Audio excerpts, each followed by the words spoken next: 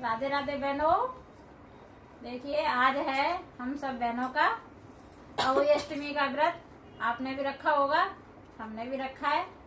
तो ये है बच्चों के लिए और सभी माताएं बहनाएं आज अहोई अष्टमी का व्रत रखती हैं। जैसे करवा चौथ का व्रत रखती है वैसे ही अहोई माता का भी व्रत रखती है बच्चों के लिए।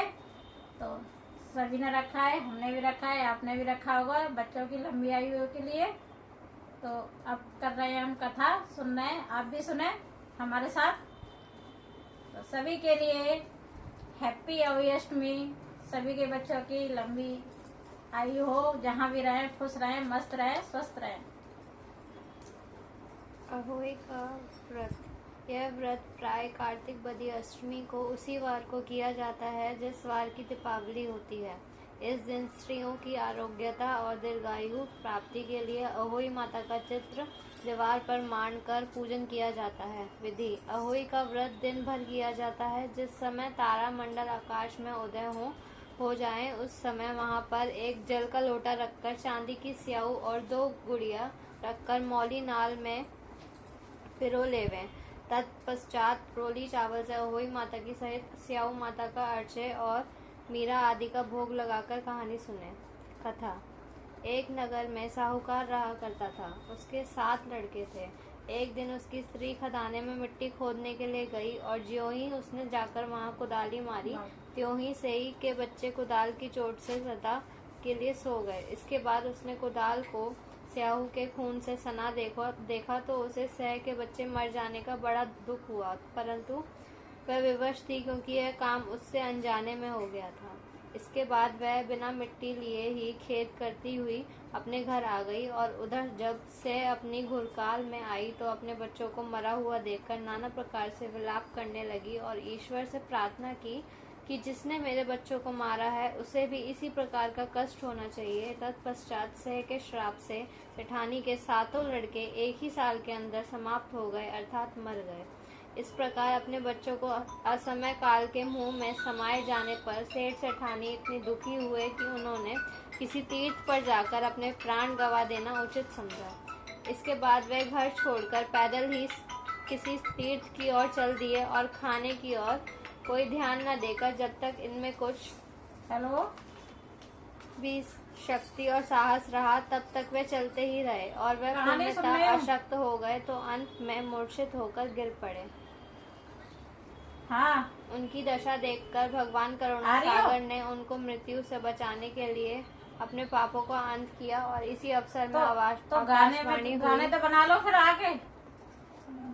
उनकी दशा देखकर भगवान करुणा सागर ने उनको मृत्यु से बचाने के लिए उनके पापों का अंत किया और इसी अवसर में आकाशवाणी हुई कि हे सेठ, तेरी सेठानी ने मिट्टी खोदते समय ध्यान न देकर सह के बच्चे को मार दिया है।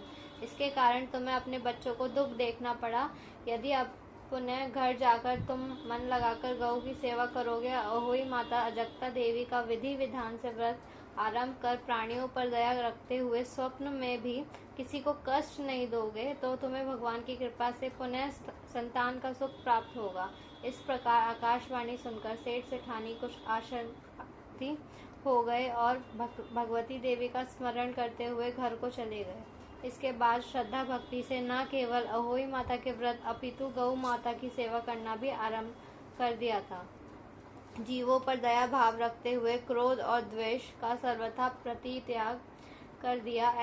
ऐसे करने के पश्चात भगवान की कृपा से वे सेठ सेठानी 7 पुत्र वाले होकर अगणित पौत्र सहित संसार में नाना प्रकार के सुखों को भोगकर स्वर्ग चले गए। शिक्षा। बहुत सोच विचार के बाद भली प्रकार निरीक्षण करने पर ही कार्य का आरंभ करो और अनजाने में भी किसी प्राणी की हिंसा मत करो। गौ माता की सेवा के साथ साथ अहोई माता अजक्मा देवी भगवती की पूजा करो। ऐसा करने पर अवश्य संतान के सुख के साथ साथ संपत्ति सुख प्राप्त होगा। अहोई माता की दूसरी कथा। एक साहूकार था जिसके 7 बेटे थे, 7 बहुएं तथा 1 बेटी थी। दिवाली से पहले कार्तिक बदी अष्टमी को 7 बहुएं अपनी इकलौती नंद के साथ जंगल में खदान में मिट्टी खोद रही थीं। वहीं स्याहू सेई की मान थी। मिट्टी खोदते समय ननद के हाथ से सेई का बच्चा मर गया। सेई माता बोली, अब मैं तेरी कोख बांधूंगी। तब ननद अपनी सातों भाभियों से बोली कि तुम में से मेरे बदले कोई अपनी कोख बांध लो। सब भाभियों ने अपनी कोख बनवाने से साहू माता बोली कि तूने मुझे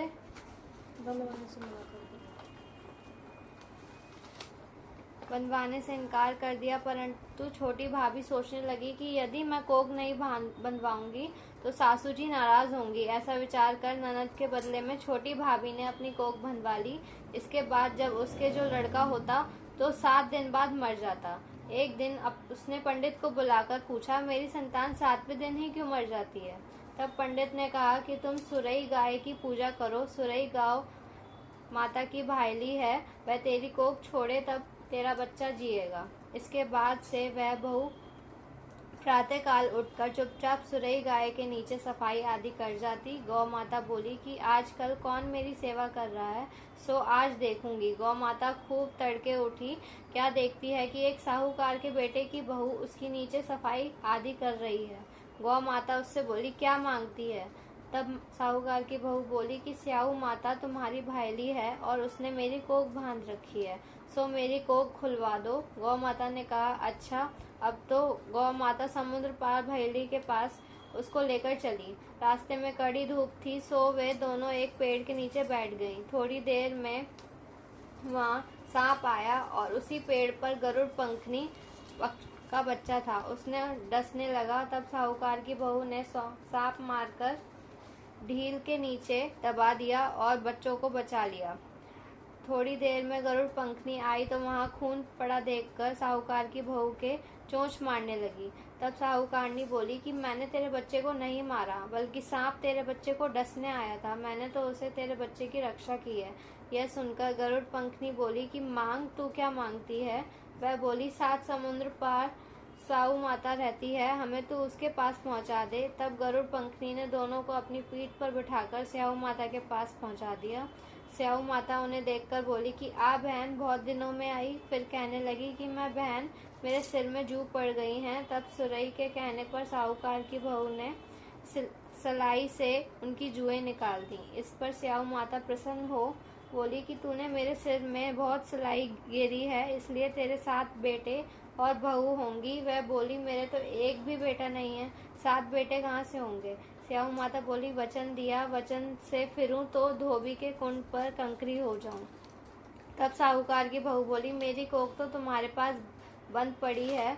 यह सुन स्याऊ माता बोली कि तूने मुझे बहुत ठग लिया। मैं तेरी कोख खोलती हूँ तो नहीं, परंतु अब खोलनी पड़ेगी। जा तुझे 7 बेटे और 7 बहुएं मिलेंगी। तू जाकर उजमन करियो, 7 अहोई माता बनाकर 7 कढ़ाई करियो। वह लौटकर घर आई तो वहां देखा 7 बेटे और 7 बहुएं बैठे हैं। वह खुश हो गई। उसने 7 अहोई माता बनाई, 7 उजमन किए थे तथा 7 कढ़ाई की। रात्रि के समय जेठानियां आपस में कहने लगी कि जल्दी जल्दी धोक पूजा कर लो, कहीं छोटी बच्चों को याद करके रोने ना लगे। थोड़ी देर में उन्होंने अपने बच्चों से कहा, अपनी चाची के घर जाकर देख आओ कि आज वह अभी तक रोई क्यों नहीं। बच्चों ने जाकर कहा कि चाची तो कुछ मांड रही हैं, खूब उजमन हो रहा है। यह सुनते ही जेठानियां दौड़ी दौड़ी घर आईं और जाकर कहने लगी कि तूने कोख कैसे छुड़ाई?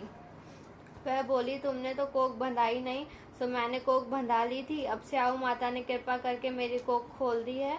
स्याऊ माता ने जिस प्रकार उस साहूकार की बहू की कोख खोली, उसी प्रकार हमारी भी खोलियो।